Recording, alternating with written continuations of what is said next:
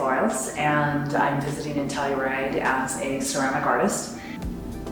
I have been coming to Telluride now. This is my third time in a year and a half, and I would have to say my first time I was in the river every single day, and it was like a rebirth. And to come through the landscape, through the Navajo Nation, or driving back through Utah, but landing here at the end of this road that comes to this beautiful waterfall to see the plant life, and especially right now, wildflowers are so incredible.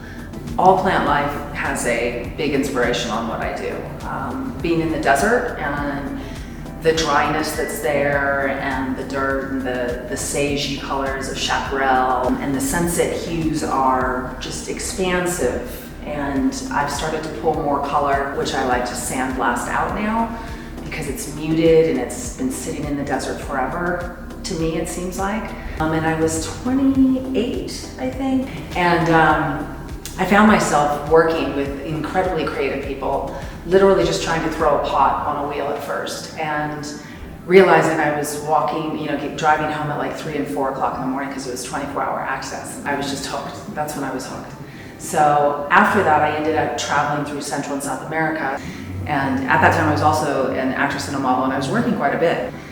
And I had a couple girlfriends that wanted to go to Guatemala, and I was always afraid to miss a callback, miss an audition, or anything like that. And I was like, you know what, I'm missing life. I'm gonna go on vacation. And I went to Costa Rica and Guatemala for 2 weeks. And Guatemala was sort of like going into the river of Telluride here. It was like a completely life-changing, altering moment. And I thought about it, and I sold everything I owned within 30 days. I turned 30 years old, and I brought a backpack and a guitar, and I went to Guatemala on a one-way ticket. And I put myself into Spanish class and lived with a Guatemalan family, and then I was singing to make money at this jazz club a little bit, and then I ended up doing some work in the mountain. And there was this Cachiquel Indian tribe where it was up in Pachay Las Lomas, which is outside of Antigua, and no electricity village. It was probably one of the worst destroyed in the 82-83 revolution at that time. And up there I was harvesting beans, harvesting coffee, harvesting corn. And during that time, became very friendly with these 3 villages that were up there. And I was working in more of a pit fire area. That was really interesting because it was ground clay, and there was a lot of kind of more like almost adobe bricks. There was a lot more like sand and grit and straw in it. It was interesting to just watch how things were fired there, and that made me a lot more interested. I then moved back to California, and at that point I had an interest in my flowers. But during that time, it brought me to AMOCA, which is the American Museum of Ceramic Arts, and it's in Pomona. And it's my favorite spot. We have 5 gas kilns, large electric kilns, soda fire kilns. They do wood firing every now and then. It's super inspiring, and a lot of great artists out there. And what I love about doing high fire flowers particularly is when you go into a high fire, it definitely relaxes into itself. So it's always a surprise, and I like that. I've done a couple of pieces in mid-range, and I put it in the kiln, and I know exactly what it's gonna come out like because it's not gonna move. But the high fire, I just really like the most because I feel it's like a true flower relaxing into itself after a few days. So I like the movement and the fluidity of that. I think the message that I really like to send with my work is that, again, it goes back to the things that I love, which are very simple and to me like a gift.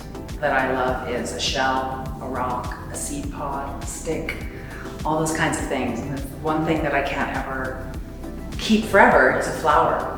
And I find just such beauty in a flower. I think they're sensuous. I love every stage of a flower. And I want them to bring joy to people, and I want them to, I don't know, have emotion. I think they're more emotional. I don't want to make a perfect flower. I like kind of a rough flower. I have found myself in a place of showing these flowers and people buying them as 1 or 2. But my vision has always been to, I think of them as a petrified prehistoric flower, right? As something that can actually still be here. And I've always wanted them to like be photographed or come out of, you know, a fern forest or in the desert. I have ones that are chipped at my desert house actually. And there's probably like 15 of them out there. And I love it because people go out there and they're like, what plant is that? You know, I want a lot of them, and I want them coming out of the ground or in a reflection pool or a wall. They should be as though they've grown like succulents almost, you know? And I think that's why I like the matte, mostly colorings, or the sandblasted pinks and blues. I just, yeah, they're like a treasure. They're old. They've been sunbeaten. I have gone through primarily dark flowers for a very long time. But I also think that there was a lot of emotional stuff going on when I was doing a lot of these flowers that I'm now ready to switch it out a bit. And color is something I definitely want to touch on. And I sometimes have these really interesting stamens and things in it. And I really want to move into more natural yet giant forms of a seed pod or the inside of a stamen, you know, but long and large. So I think I want to evolve.